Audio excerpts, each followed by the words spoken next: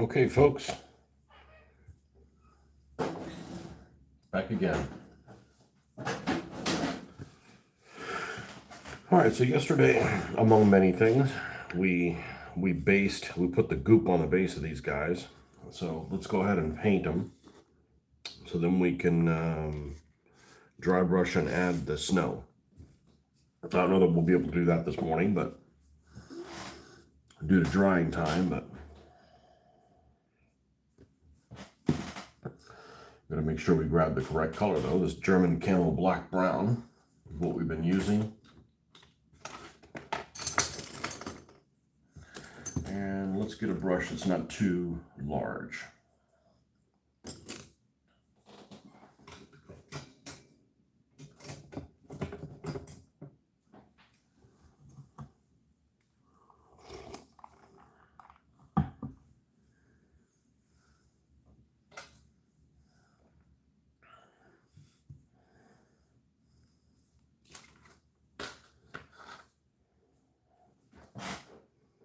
Good morning, Ben. Caught you at your biscuit break, eh?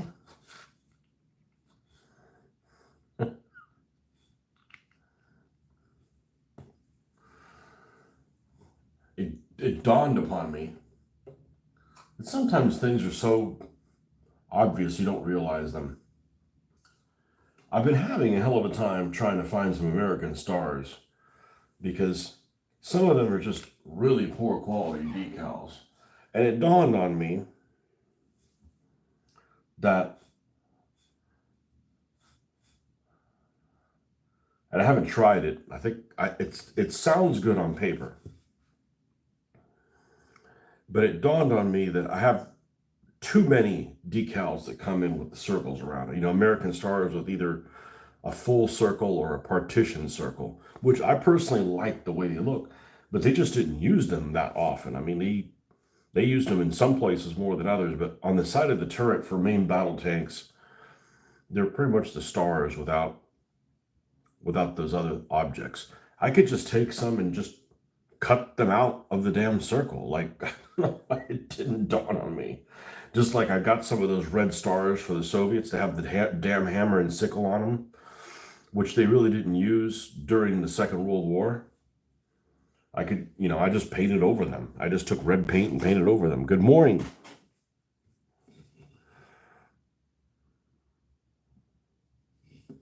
So I think I may try that because the only decals for the Americans that I've been happy with have been the microscale ones. They're the only ones that they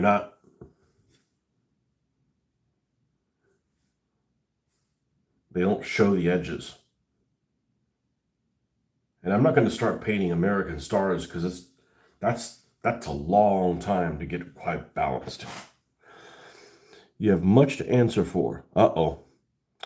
You're just weak-minded. I've been looking at 20mm Barbarossa miniatures like those early war Soviets and all sorts of I don't even know how to say that. Boita panzers, so captured ones, and little scout vehicles.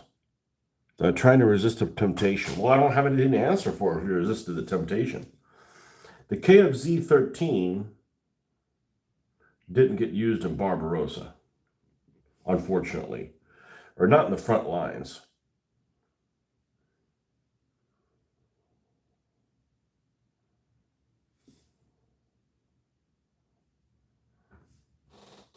I mean, I don't even know. I'm telling you, I don't know why I was doing ancients and medievals. I mean, World War II's got it all, you know?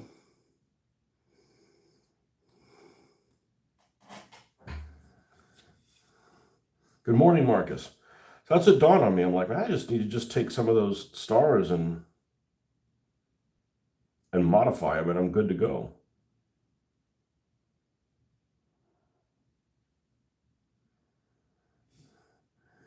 All right, Valdez.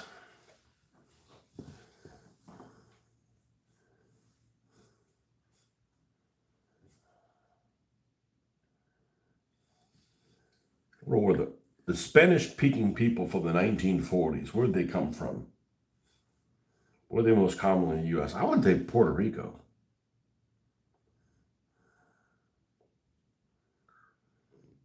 I don't know, maybe there were some Cuban ones, but my dad hadn't come over yet. There's no reason to. No reason to yet.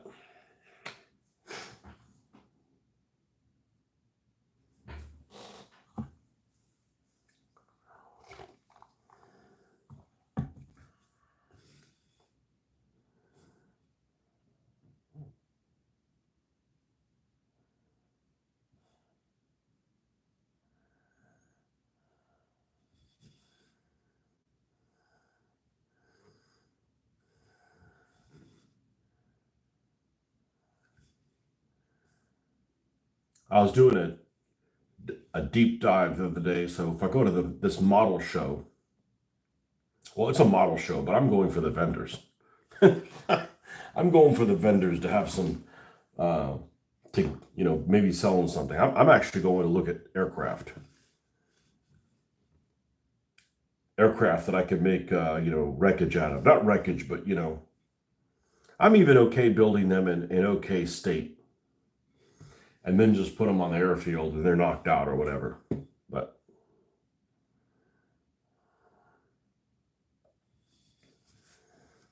the price of some models varies tremendously. I don't necessarily mean super detailed new ones versus ones that are 50 years old. I'm talking about, like, even stuff that they've made plenty of money on, they still have them overpriced.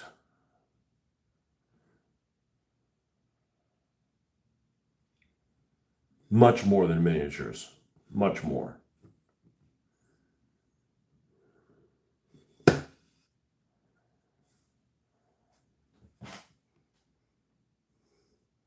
Best get back to work. That's right. Big brother be watching you. Just go on strike and then just come hang out with me.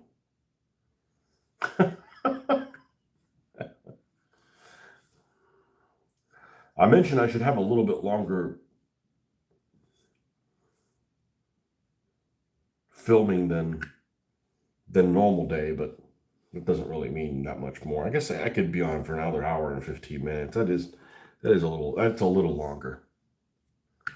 As we're gonna go straight to the dentist. It's dentist cleaning day, which I like going to the dentist.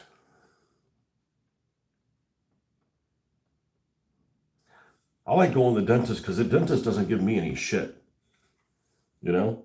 That's why I don't like going to the doctor. Go to the doctor. You need to lose weight. Well, no fucking shit. I like to eat things. I hate going to the doctor. You get shit all the time. Dentist, I got good teeth.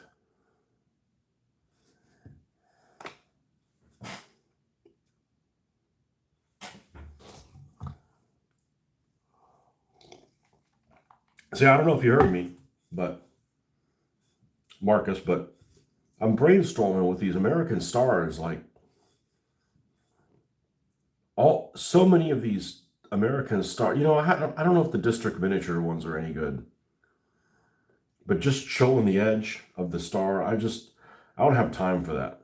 Put all this effort into the freaking model, and then the decal manufacturer doesn't do their part. But there's a lot of micro scale ones that I can't use because they have the circle around them, which I liked how it looks. It just wasn't that common.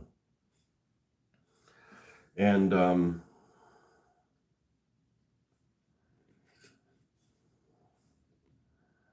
I could just cut it off. I never really thought about that. But it took me a long time to figure out, well, what am I going to do with these Soviet decals that have a hammer and sickle in the middle of the star? Like, just freaking paint over it.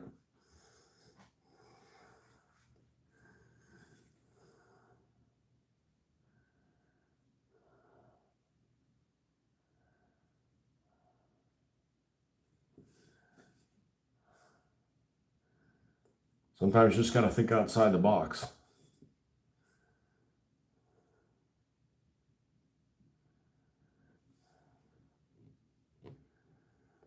I took a look at these guys after I sealed them last night.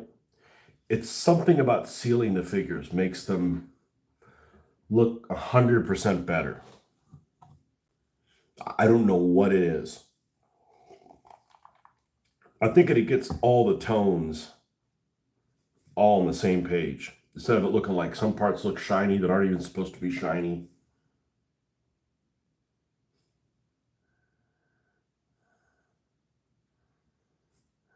Have you messed around with figures, these plastic type figures that have been painted? And are they pretty durable, like from handling? I'm really concerned about it. Which of course means I'm going to treat these things like I got wet hands and they're made out of paper mache. It's good. You know, equally short on both. I have to practice making stars. I was thinking using black marker of some sort as a base and then paint the white. Well, you know me, I'd go in with that with the gray. You know, it's basically the same thing, just not such a strong contrast. It's just mainly to almost like to lift the thing off the surface.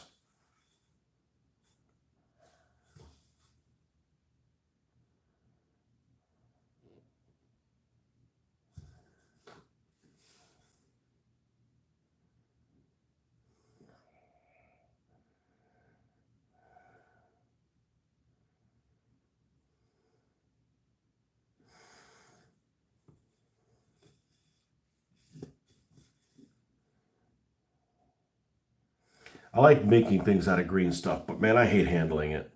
It feels like I'm doing it wrong all the time while I'm doing it. But these castings came out really well. Must have done a good job on the originals.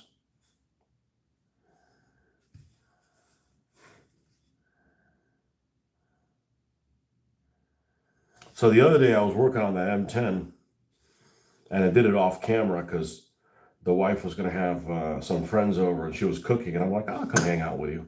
So I went out to the big room. We'll call it the big room. It's not really the kitchen. It is the kitchen, but it's also we have a living room, family room, kitchen all in one big area, which I actually prefer that. I don't see much point in having a separate living room. I'm not 80 and I don't have plastic on my furniture.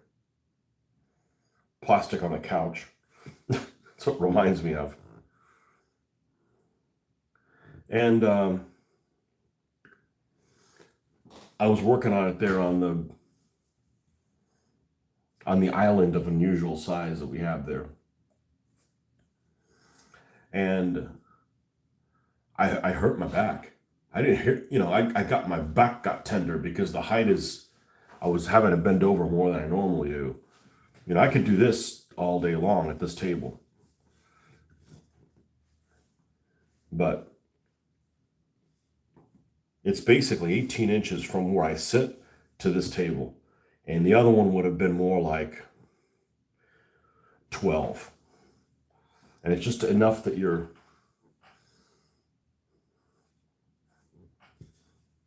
I got discomfort. I didn't realize it while I was doing it, but I'm like, man, why does my lower back hurt? I didn't pick up anything.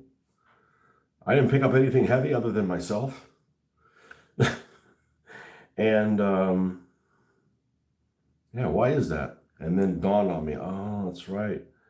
I sat at an unusual height.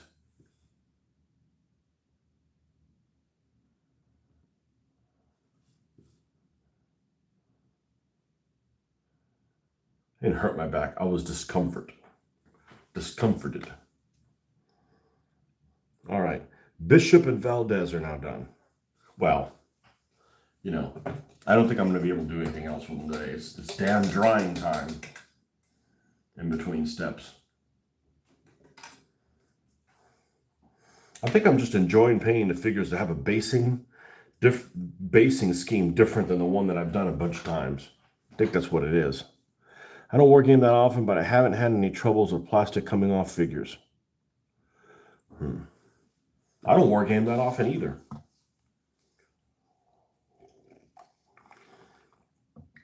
We used to war game with people that didn't paint.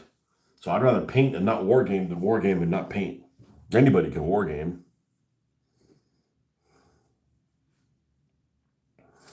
All right. This guy that's tossing the grenade. Gerald, the tosser. He's got a couple more grenades, too.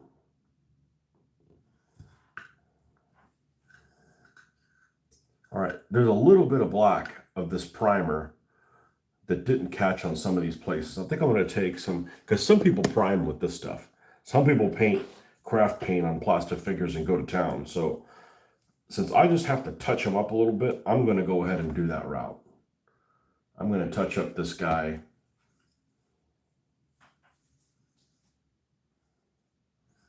I was doing this kind of in a hurry, and I was doing this without my contacts out. See, now I got my contacts out.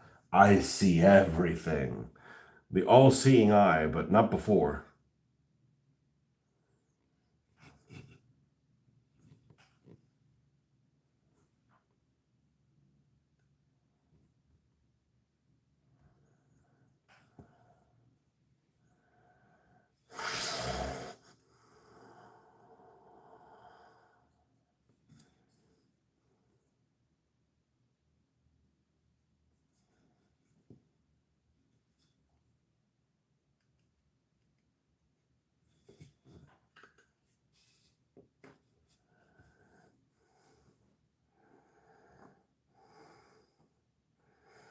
Yeah, it doesn't cost anything to look at stuff that you're not interested in and just not pull the trigger on it. Like, oh man, I can't believe you got me looking at XYZ.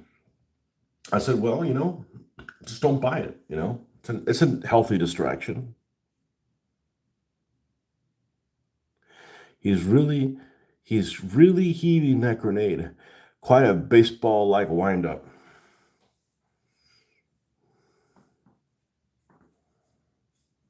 And name him after a famous pitcher from the 1940s.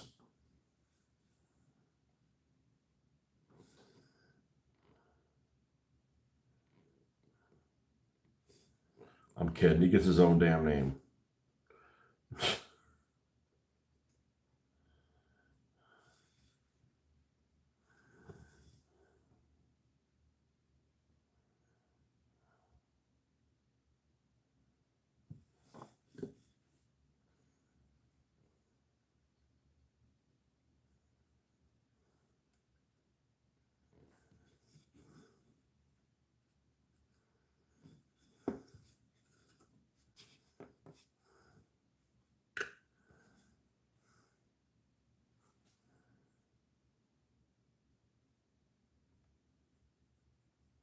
It probably doesn't even need this because the primer is really only to get the other paint to stick on it, but I like having a pure black canvas to start off.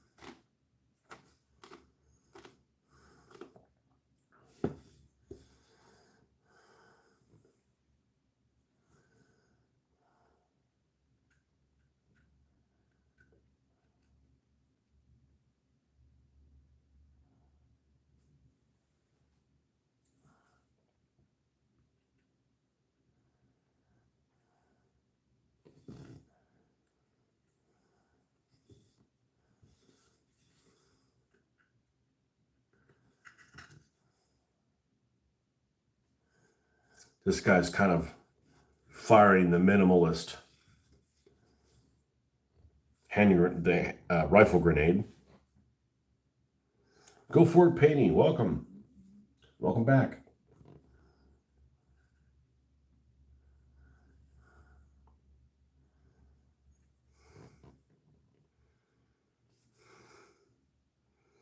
Coffee refresh time. You don't need to have more than one, man.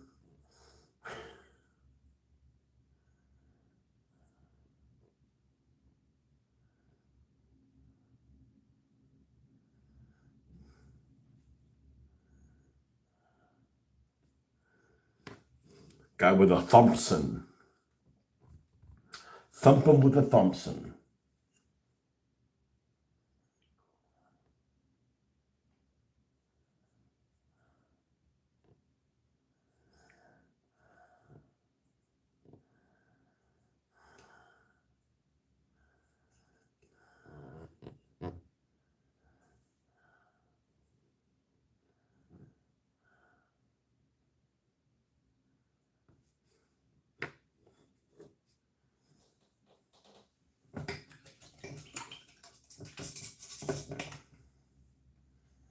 I saw that, well, I'll wait till you tell me you're back. That'd be a waste. That'd be wasteful. 6 watchers. You guys can get in on the conversation too. I mean, if you want. Okay.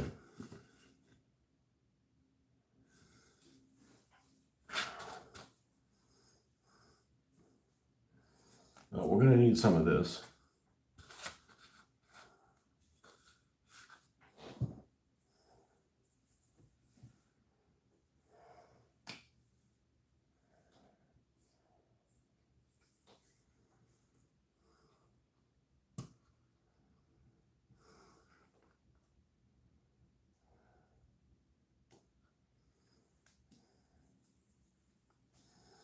And then we were using this Parasite Brown. Piel de Parásitos. I don't know where the accents go, but when they're on them, I know how to pronounce it.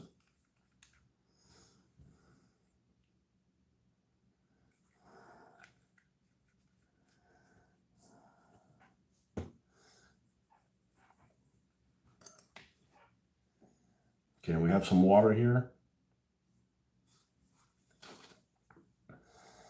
All right, let's go mix this up. Let's throw some shade on here.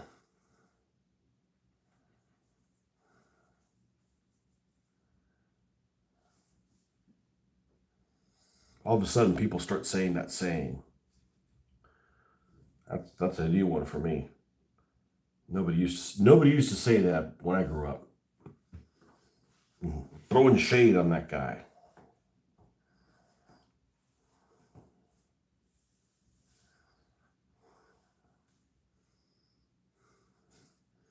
Cutting him down to size. Okay, you're back. I was thinking about that other day. Rifle grenades seem to be a common figure in U.S. and German sets. I wonder how often they were used. Well, from what I can tell, Marcus, this is my unofficial, I learned something without trying to find it thing. That's really how you learn things. Like you encounter stuff and you just go, this doesn't happen that often, And you just, by way of not even looking for it, you're kind of learning stuff. But it seems to me that in every squad, at least textbook wise, there's one guy who's a rifle grenade guy. In every squad.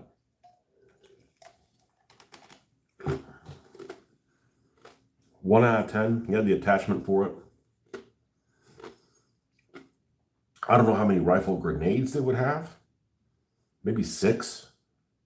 I'm just guessing.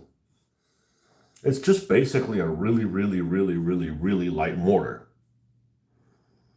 That I guess if you have the right grenades, has some anti-tank capability or anti-armored vehicle capability. You got to be a really light tank to get taken out by a rifle grenade. Might go through 20 millimeters of armor, something like that. Probably about as penetrative as a anti-tank rifle. That's what I suspect is the case. And textbook organization, one guy in a squad, generally. But you know, those vary a lot based on if something happened to that guy or what have you. So what I don't want to forget is, did you notice that Ron's Panzer IV E's dropped, including a Vorpanzer? And I consider myself really well knowledge on German vehicles, German fighting vehicles. You know, if it's got a gun and it's German and it's World War II, I'm pretty familiar with it. About what it's armed with, its speed, what it looks like, what's it not, you know, pretty well thing. Every time I hear Vorpanzer, I'm like, what the fuck is that? Like, I just don't know what it is. And then I looked at, you know, like you can't see a really close picture of it. And all it is an armored version of it, a more heavily armored version. Every time I heard Vorpanzer, I was thinking, oh, that's one of the ones that was in the 18th Panzer Division. 18th Panzer Division is the one that was supposedly getting um, uh, put together for to invade England, Operation Sea Lion. So it had a bunch of it had some amphibious tanks, not amphibious tanks, but they had wading equipment. You know, they had snorkels on them and stuff like that. I mean, I don't think that a snorkel is going to help you cross an actual channel, but when you get close to the coast. But regardless, they were used in Barbarossa to like ford some rivers and shit like that. They've got that unique symbol, I think, that has like a skull and it's like a badge with like black water, a skull like on a field of black water or something like that. 18th Panzer Division had those. Thought, oh, maybe those are four Panzers. Nope, those have another Teuken Panzer or something like that. So um, that's what I was getting confused between the two. I've had none. I've used none in the game, so I have no reason really to know anything about them other than just encountering information about them in passing. But the four Panzer is just an upgraded Panzer IV, and I saw the close-up pictures of it, and it looks ugly as shit. To be honest with you, it doesn't. It doesn't. I've never seen a picture of it that looks like that. Um, I wouldn't get one of those. Supposedly, I was reading. I did a little bit of research on it, and it seemed like, according to this person, Grossdeutschland used them in invasion of Russia. But if Grossdeutschland used any Panzer IV-Ds, they would have used them in 41, and at 41 it was a motorized division, so they would have only had one battalion. So, which means they would have only had one company of them. So, yeah, so interesting little take on that. And Grossdeutschland, I can't remember where it was in 1941. I think it was an Army Group Center. But it didn't go anywhere memorable I can think of. I've got the Grossdeutschland book. I actually had two copies of it. And that was actually the person who is the author of that one is the guy in the 6th Panzer Division, Scheibert. I used to like that book a lot because when I was doing 135th scale stuff, that's the unit that I like to use. Dude, that's the unit that I like to do. You could do an elite unit without it being, one of those, SS units. One of them damn SS units.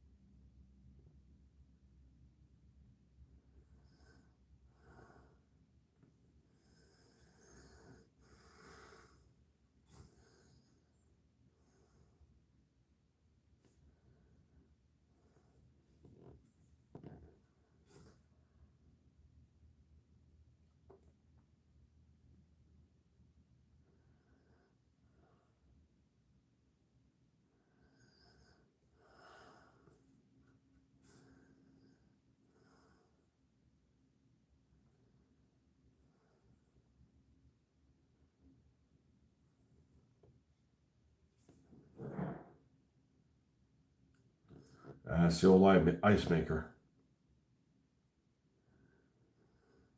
I had to throw a bunch of ice away because it was all like melted into one big cube.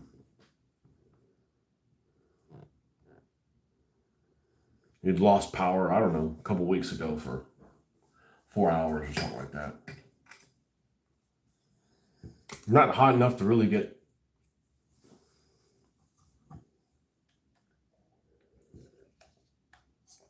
hot, but enough to melt the temperature of the ice thing and make it one.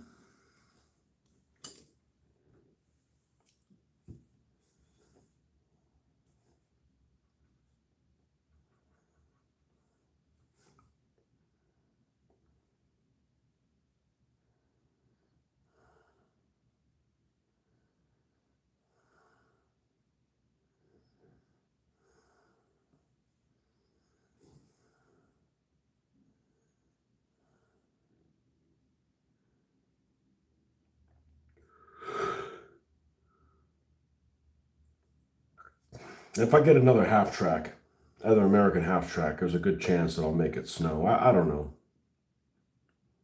I'm okay using non-snow vehicles in a snow scenario. It's, we're not making a freaking diorama.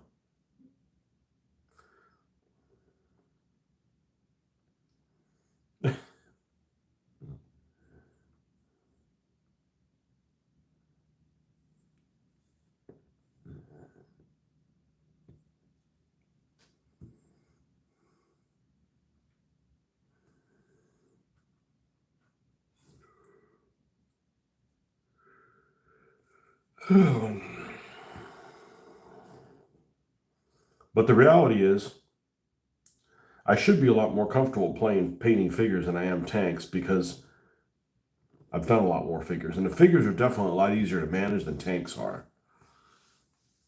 Because tanks have figures inside of them too.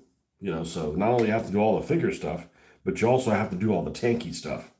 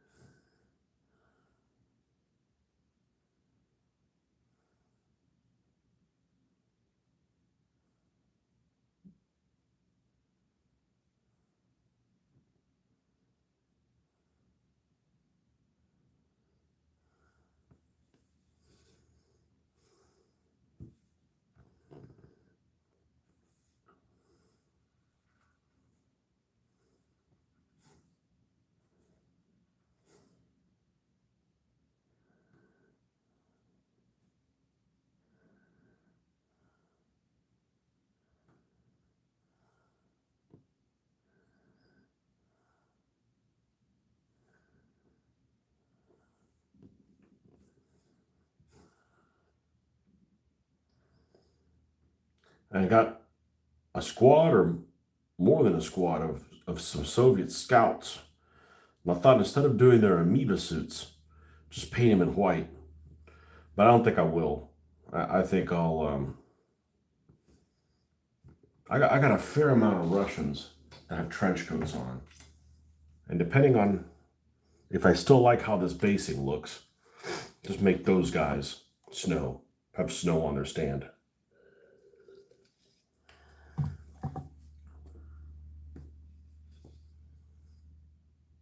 Yeah, the stuff looks pretty decent. All right, we need a little bit of white here to highlight this jacket color.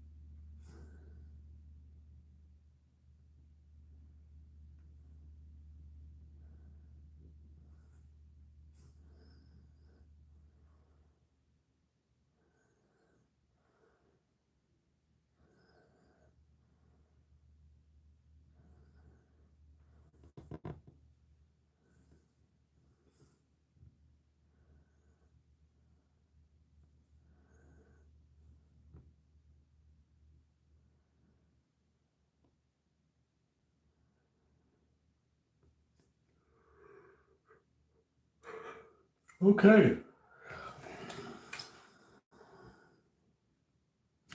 Does he have any of his pants showing? Not much, a tiny little bit here.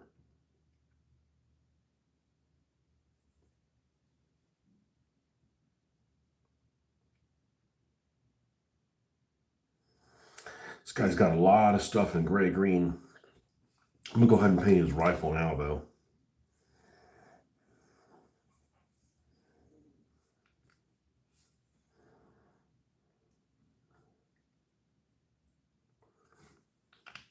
Man, if they just had that Garand with the 20 box magazine instead of that ridiculous design.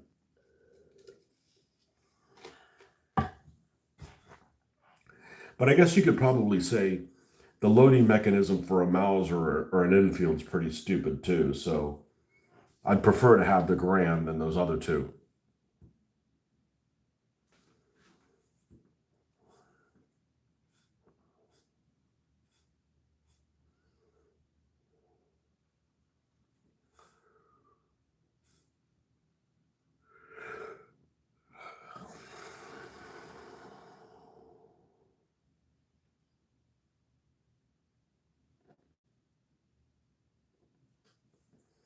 The thing that's great about the Garand is, well, there's a lot of things that are great about the Garand, is the sights. The sights on the Garand are excellent. And it's a really heavy weapon, so it doesn't keeps it from kicking as much.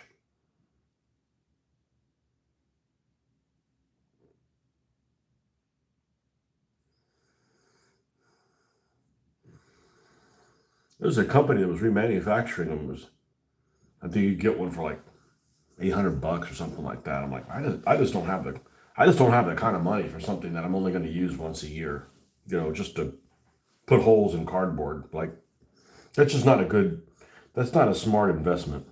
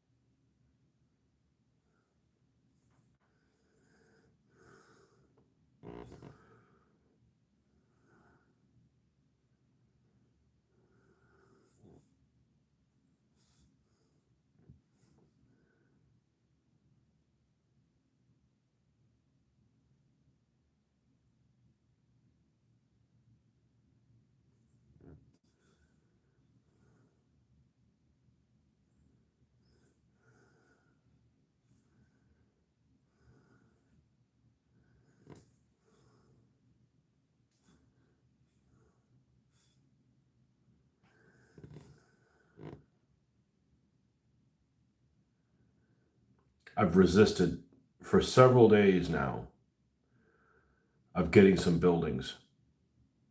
I didn't get them because I imagined, okay, I have them. What would I do with them? Not work on them right now. Okay, so why am I getting them? It's not like, as Jeffrey says, it's the FOMO, fear of missing out. They don't make them anymore. Although there's a few I was looking at that I don't know if they do make them anymore, but I'll just take a risk. If I want to do buildings, I still have that the little outhouse that I didn't finish building. Chicken coop and pigsty. That's what it is.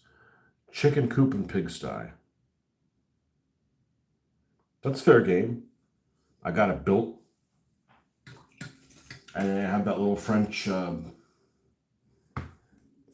the corner shop, which I probably shouldn't have gotten it because it's not destroyed. Like, it's like this one shop that's like, whatever you do, don't bomb the place where we get the croissants, you know? Which building's the ones by Pegasus?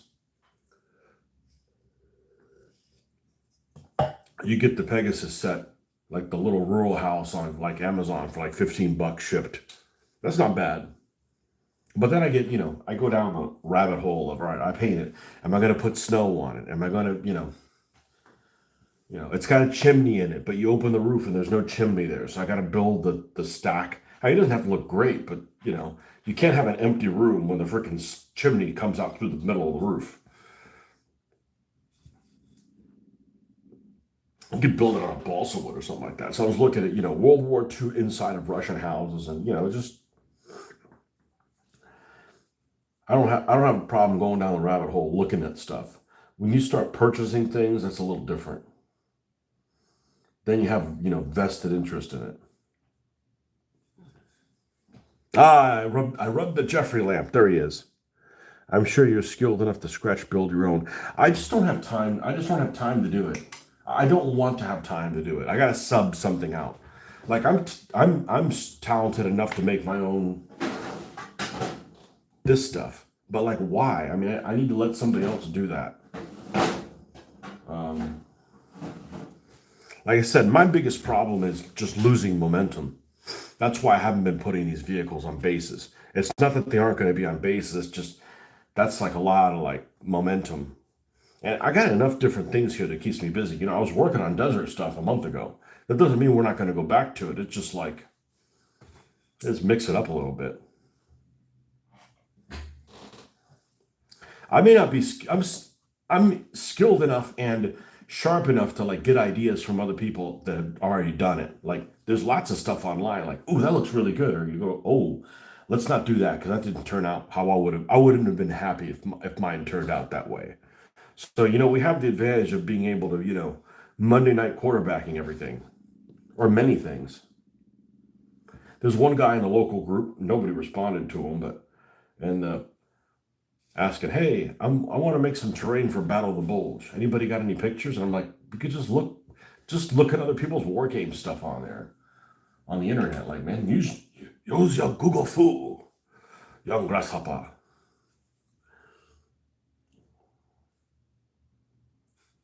I said, I have improved tenfold just from being able to surf and get ideas from other people on the internet. Ideas of what I like and ideas of we're not doing that, you know.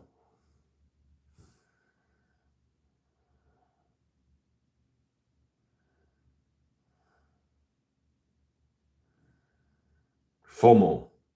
That's a Jeffrey term right there. Fear of missing out. I don't like to I don't like to buy into that. I like to be in control. I don't like to exhibit addict-like behavior. Now this is really, really cheap. If I go somewhere and things are regular price, I don't buy anything. Unless it's something I need. But if you're going to have Osprey books that are like $1 a piece, I'll take them all. Actually, I didn't do that. I should have. But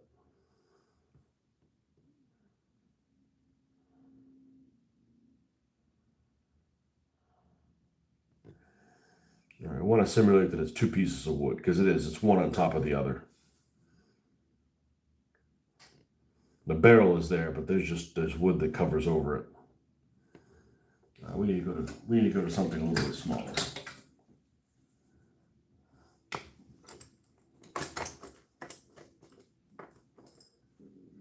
Fear of missing out.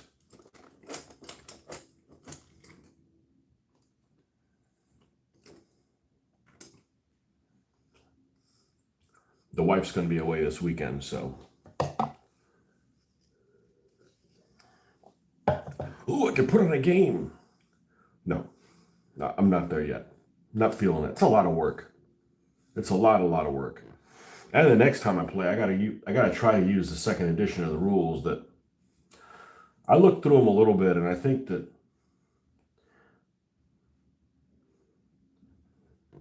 they just removed options of play. That doesn't necessarily mean I have to do that. I'm never building my own deck.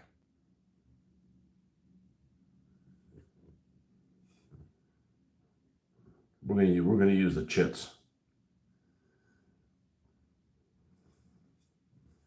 but I'm not treating all automatic rifles the same way. I'll use the stats from the old game, which are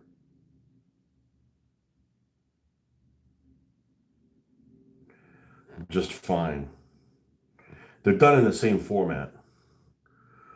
And the version that they kept was because they basically eliminated like the million different ways of playing. They kept the one that I basically like to play with the non compressed distance and everything. So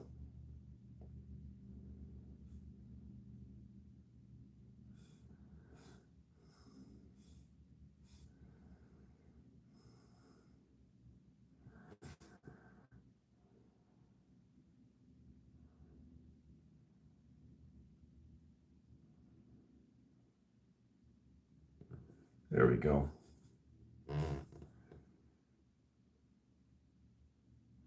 I mean, these are really nice figures. And I was looking at old painting Panzers the other day,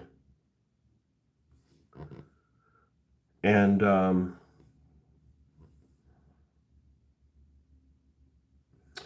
he had painted some of those Eschi figures, which I really didn't care for. I think I think they're okay. Just their poses and they're very necky.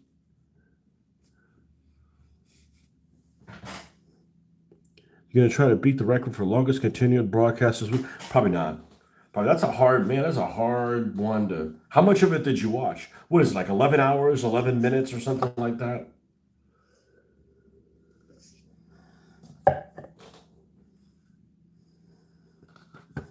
Yeah, I get enough.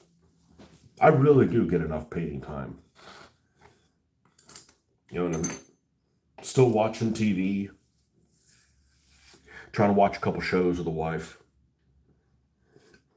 I figured out is you come home, we'll have dinner or whatever, and then we'll watch TV for an hour or so, and then she gets to do her thing, and then I get to do my thing, and hopefully it's not too late where I'm like, well, I'm just kind of too tired to do that now. But I don't have to get this done by a certain amount of time. I mean, if I never play another game with these things, I'm still that's not the objective. How can you say that? Because it isn't. That doesn't mean I'm not going to, but DBA was all focused on that. I gotta get these done so I can play in the next tournament, whatever. And then like the week before the tournament, I'm making awards and doing all that shit. I'm like, I don't need that stuff, man. I got all that kind of stress at work now, more than I've ever had before. I'm not volunteering for that crap.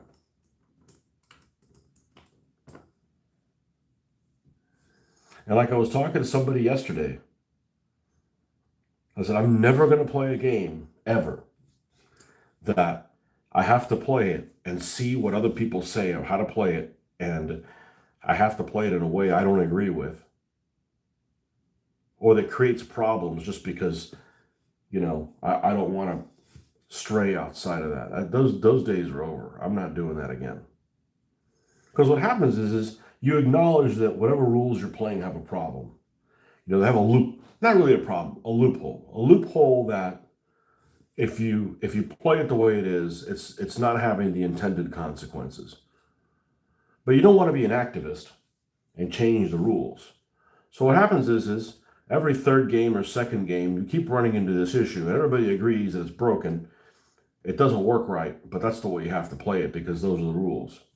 And it's like, I'm not doing that anymore. Because it's like, you're not solving an issue.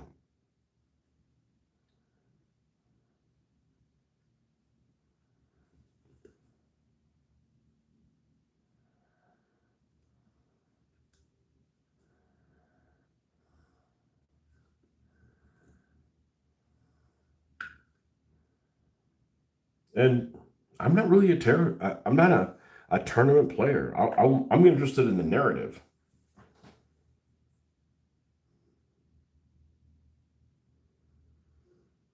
Pastimes. Do what it says on the tin. Pastime.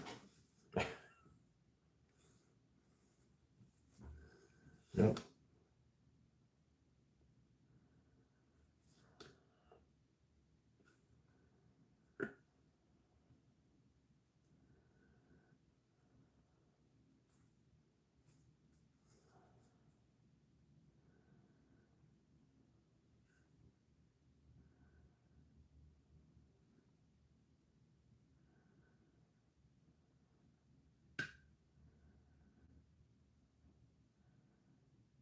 And I like this set of rules. And it isn't perfect, but I think that, I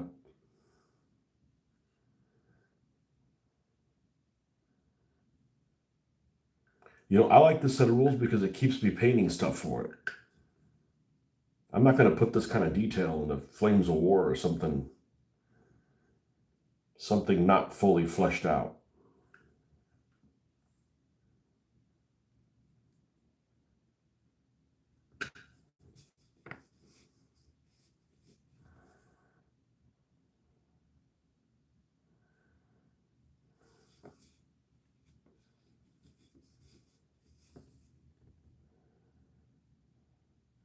I was kind of looking over the second edition of the rules, and I don't know if I misread something, or it almost seemed like you could save your leadership tokens. I don't think that was the case in the first edition, or maybe I was playing it wrong, but that's a little too powerful. That's a little too powerful to have your leadership thing come up. I don't know. I plan on playing it the way it's intended, and then dialing it back if I don't think that that's the way it should be.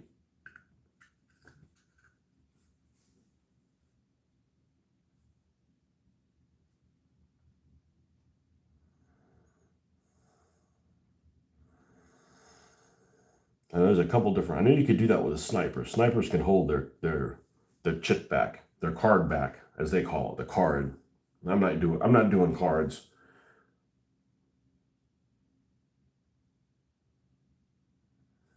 I'm too talented to be shuffling cards. Let the plebs do that. I hate shuffling cards.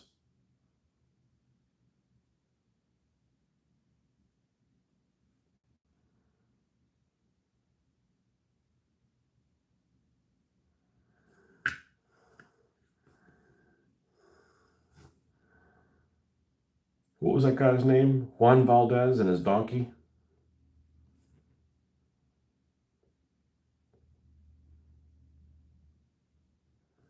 Was that a certain coffee brand, or that was just like promoting all of Colombian coffee?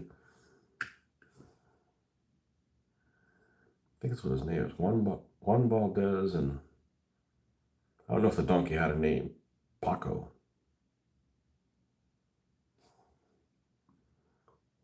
Don Quixote.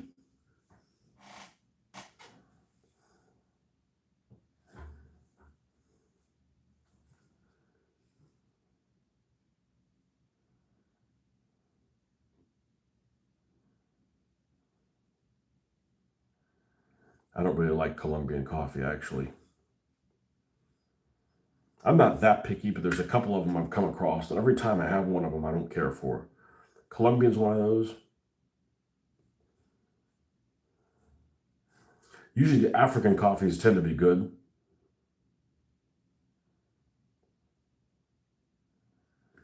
Hell, I just wanted to have a lot of caffeine and not be bitter as hell. Like I'd not be punished for it.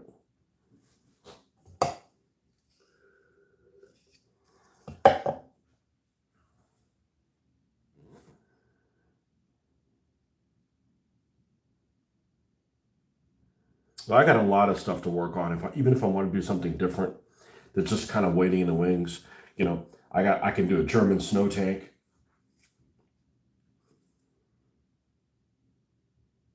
I got the SDK of Z 231. I noticed that Jeffrey, you'd made a comment on my post. I was looking through my old post for something different I came across. Oh, here's the part where I finished that 234-1 and never finished it.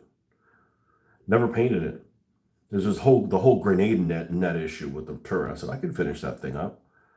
I'm glad I didn't finish it. I'd do a hell of a job better. I'd do a better job now than I would have whenever I did it a year and a half ago or whatever. That's something. I got lots of stuff I can work on. I don't need to be buying more shit. Let's just enjoy the stuff I already have.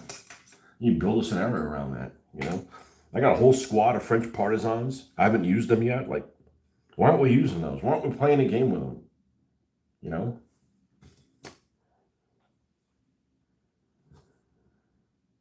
I've been playing that video game that I left for a while. That came out last year called, what's it called? The one where you play the partisan things. Um,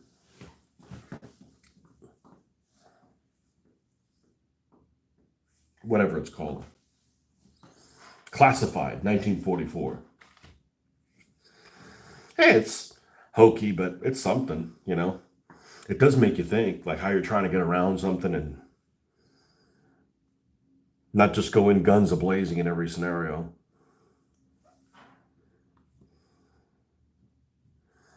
All right, I think this stuff that I'm never going to have to buy again, and I really like how this behaves. It's very like you put it with a brush and it stays where you put it. You're not fighting it all the damn time. Light molding paste. Opaque, lightweight. I wouldn't say this is opaque, but I'm also putting it.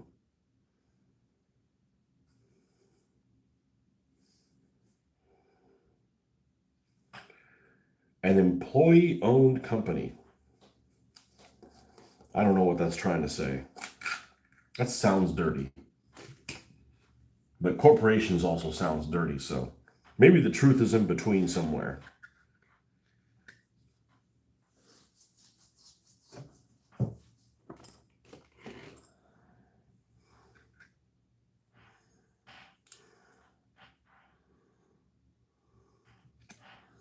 Let's use black.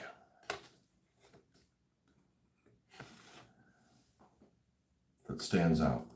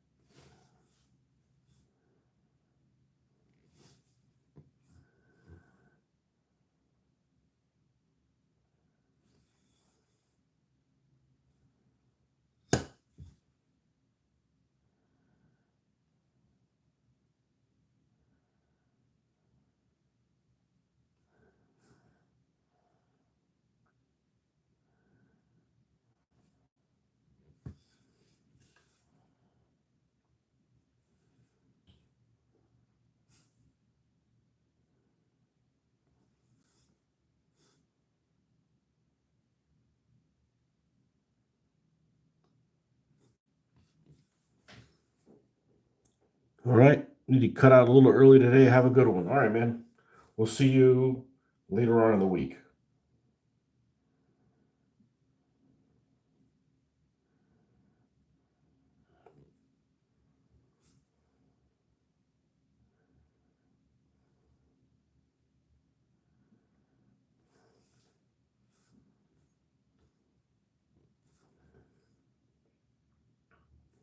Yeah, I really need to. Anytime I get this feeling that it's like, man, regarding this kind of stuff. I'm like, I don't know how it's going to turn out. I just need to just shut the fuck up, inner Tony, and just do it. Because I don't remember the last time I did something that I wasn't happy with the results. There's just too many examples of people doing things that look awesome and some doing things that fall a little flat that wouldn't make me happy if I did them that way. That I really have no problem in doing stuff like that. And really those the I think the turning point for me, the big turning point for me was the buildings. When I had those buildings that I'd had for, well, one of them I'd had for 20 years. And then the other ones I got on eBay, relatively recent, and then just painted them and with craft paint. And I didn't know how they were going to turn out. And they exceeded all my expectations.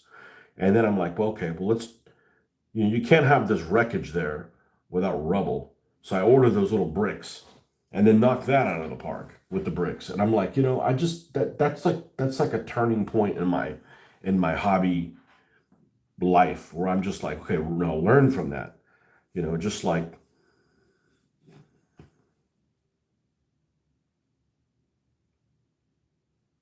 so, like if I had to like build a Stalingrad board or something like that, I'd probably knock it out of the park. Yeah, it'd take hundreds of hours probably, but that's okay.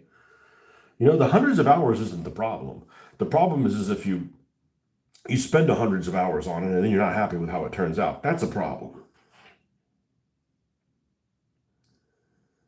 There's stuff that I've seen several years ago that I'm like, man, this is the most amazing thing. I don't know if I could ever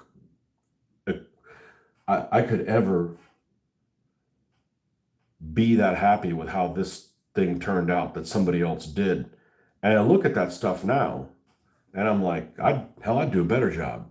I mean, sometimes you just kind of have to not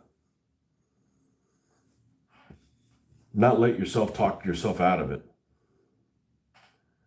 I don't know if that makes any sense, but just start slinging paint and paint your way out, kind of thing. Like the snow thing. Well, I don't know how it's going to turn out. Well, fucking do it, man. Just do it and see what happens. I might learn a new skill along the way.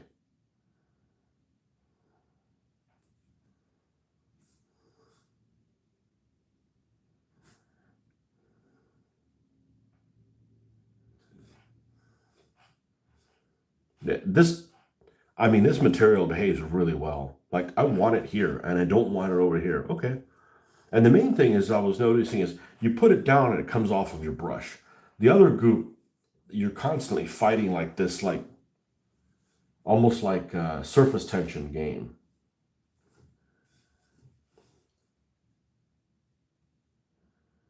Battle of the surface tension.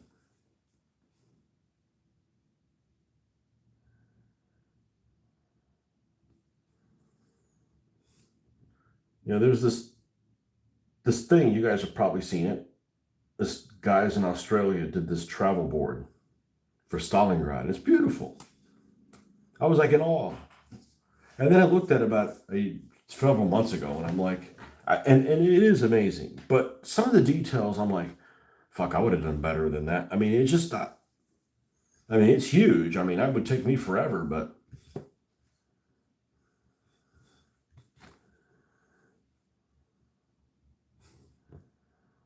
I want to keep my morale high.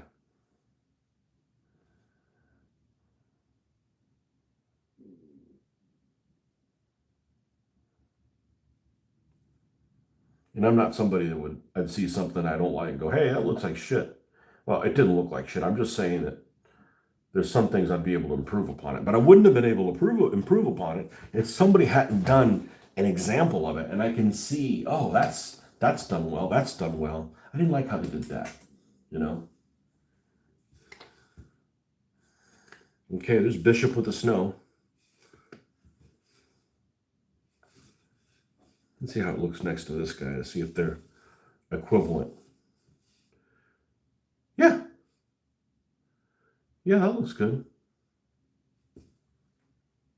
I may come back and actually. I don't know if you can put rank markings if they wore rank markings on the outside of their overcoats, but if they did, I'll probably give them some rockers. Make Bishop a rocker.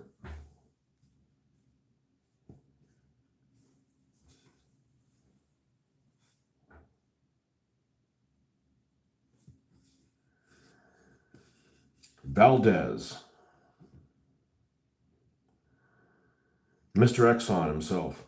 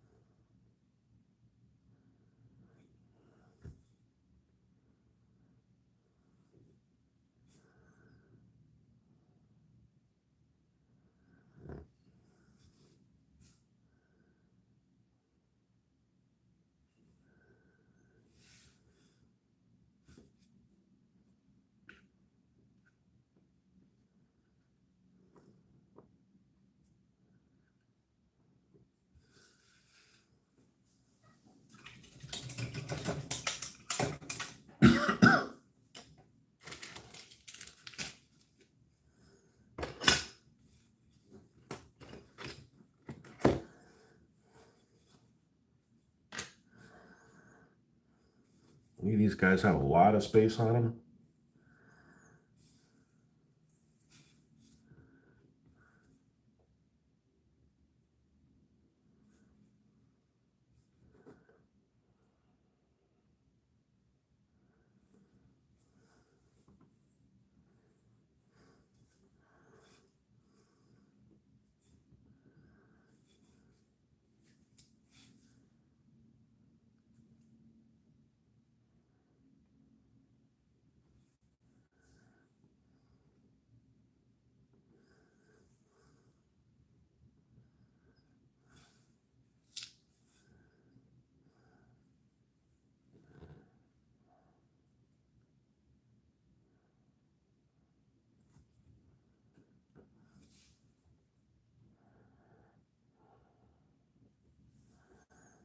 I think that's enough.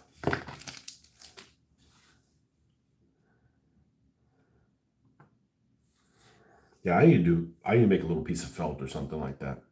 And I think I'm thinking felt. Felt may not work at all. It might end up looking wrong. And I've seen some people like make some. There was a, there was I was doing a search for some felt war game mats, and these one guys had made this mat look like it was made out of teddy bear fur, and it was all like painted white. And I'm like, okay, well there would be some tufts, but if it's wintertime, the whole thing wouldn't be like covered in. It just didn't look right. It didn't look right. So I think that it needs to be a dirt based color and then work it up from there, not the other way around. And I do have a couple of mats. I have a couple of pieces of felt that are pretty darn big. And one of them is like a green base, and one of them is like almost like a clay brown color. So hopefully I can find something that's equivalent to that. Maybe I can do one of those for the Russian steppe, because I could totally see that being a Russian steppe like color. But we'll just have to see how that plays out. We're not going to try it on a big one. We'll get a little, one of those 8.5 by 11 scrap things looking good, and see if the airbrush has the right effect. Let's see if we can get a close photo here, a close up video of these guys. See if we can get the light parameters in the right place here.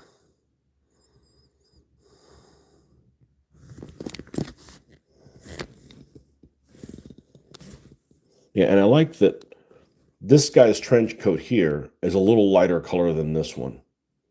I like those little variations.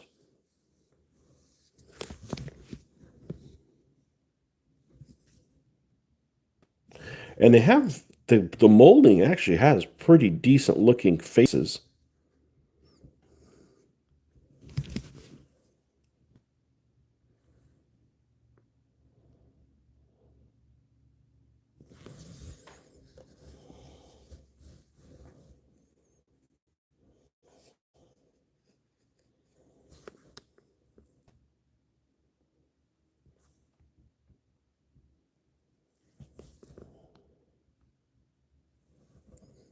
And it looked like it got a little bit of a shine because of the kickback from this light, but oh, okay, look, there's a piece of his. So whoa. See, there's a piece here that you can see where the paint is coming off on a corner.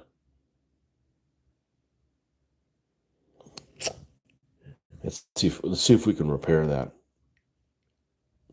That's my concern, is that they're not durable.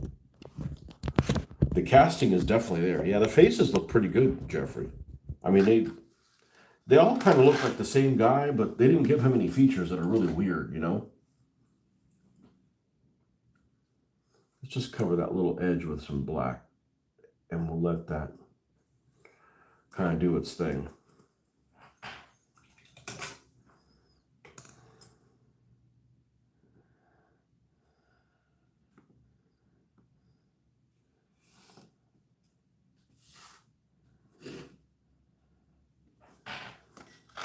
And I probably am going to put some standing snow on these Shermans, especially like in between the stuff there on the back.